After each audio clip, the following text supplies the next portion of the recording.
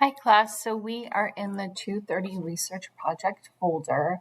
Inside this folder contains the survey items, the project worksheet, our peer review form, more about the project in detail, and then you'll also see the output file as a PDF. This video, I'm going to be going over the output file. For your project, you need to have identified a research interest that connects with a t-test and a research question that connects with a correlation. And so, again, this was the survey that was filled out. And from this, we had a scale for distraction. So all of these items became the total distraction score. Then you had a general item of stress, and then you had these items became a perceived stress score. And then you have two different ways of looking at sleep in terms of hours per night and ratings of sleep quality. And then you have a number of different variables that are dichotomous variables, which lend themselves very well to t-tests. And so that was the survey. And the data was run in Jamovi. And so you can see that this first section is descriptives. And then I ran a bunch of different t-tests and correlations for you. Again, you're going to be deciding on what is my research question that's going to connect with one t-test. What is my research question that's going to connect with the correlation? And you are using this data. So you are trying to think of research questions that go back to the variables. And so in a descriptive statistics, one of the things that we don't emphasize in 230 enough, because you can't check the assumptions unless you're actually using statistics, statistical software is checking assumptions. So this skewness and kurtosis are and Shapiro-Wilk is the p-value for Shapiro-Wilk, are all ways of checking that we meet a normal distribution, which is something that is important for t-tests and correlations. And so this first item was daily usage averages for social media, and then with video streaming, you can see for skewness and kurtosis, you want it between 3 and -3, and we do not want a significant Shapiro-Wilk. It looks like we do have a significant Shapiro-Wilk for our streaming.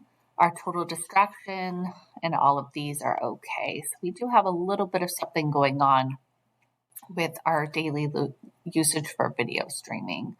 So that's something to be aware of. Normally you want to meet those assumptions to run a t-test.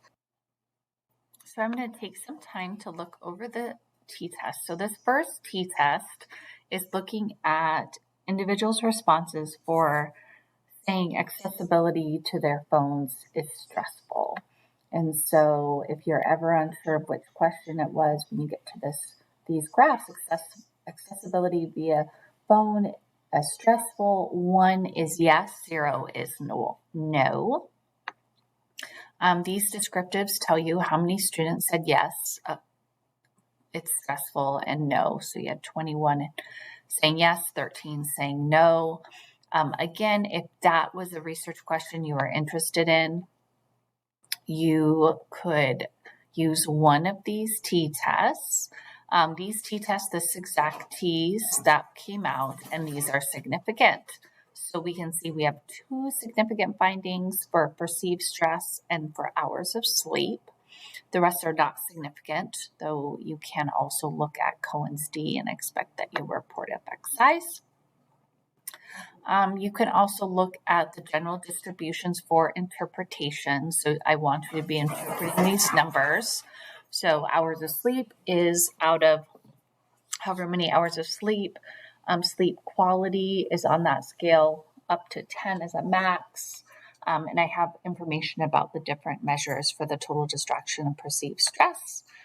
And then the others is daily usage. So these, again, depending on what you're using, you might be interested in a graph So these are graphs for those different variables, looking at yes or no, phones are stressful. The next t-test looks at, do you limit your phone use before bed? Yes or no? So 1 is a yes. So again, here are the T's, T values, and here are the P's. So for this one, we don't have any significant findings, though you can also look at your Cohen's D. And then again, this, I should have mentioned this in the other t-test, but this allows you to say, yes, this is okay, we ran this t-test. And again, the video streaming is coming out as no. This was not something we would use. So I wouldn't want to, if you see a significant Shapiro-Wilk test for a variable, I don't want you to be reporting that, because we would actually be running a different T since we didn't meet the assumptions of that normal distribution. Same thing with homogeneity of variance. Remember, is the variance between the two groups too different? And so we do see variance between the two groups is too different for this one. So I wouldn't want to be using this and reporting that for my research question, because this wouldn't be the test I should have run. But we're keeping in what you learned in 230. So in the real world, if I hadn't met those assumptions, there's another t-test I could run. So again, depending on the t-test you picked, you'd also report your descriptives. So again, your yeses and nos, and you'd identify that. You'd pick the one. So if I had done hours of sleep, I would have reported the T for hours of sleep, and then I would have reported the mean and standard deviation for hours of sleep from the two groups. Again, graphs if you need them. Our next question, again, we can go ahead and look at the assumptions and see how we're doing with that. And it looks like we are okay. Yay. So if you were, this was for, do I use the phone too much? Yes or no. And so again, here's my T's, here's my P's. It looks like we do have a significant one for distraction. So people who use their phone too much have differences in their total distraction score. And then again, if I was interested in that, I would report the means and standard deviation for that. Yes, total distraction. Yes has higher score for average score for total distraction than no. Again, if I was interested in that, I could also incorporate this graph to show the differences. And then our next t-test, and I can look at my assumptions. So, and we're okay. This one is very close, but it's still beyond that 0.05. And so this one is looking at student status, full-time and part-time. So you can see that here too as well. Ooh, but we have very lopsided data. We have 29 full-time students and 5 part-time students. So that would be something we want to take into account with our results. And if we go back here, again, these are our T's and these are our P's. And although we have really lopsided data, it doesn't appear we have any significant findings for these between full-time and part-time students. And then this one, again, with our assumptions, this looking at biological sex. We do not have any issue. Ooh, we do have issues of variance with video streaming. So that's not one I would want you to be reporting. Again, the T for that, and then the P's. And we don't have any significant findings for differences in any of these things for biological sex. And we have also have very lopsided data with only 7 males and 27 females. And then the graphs for those. And then our next one for our t-test is looking at traditional, non-traditional students. And we have 11 and 23 in those two groups. We do have an issue with video streaming, and we do have an issue with total distraction.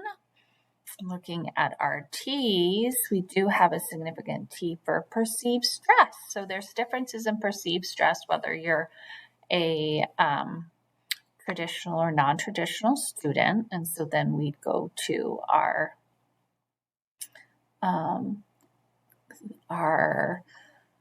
averages here, and we can see that we have higher perceived stress for non-traditional college students than traditional college students.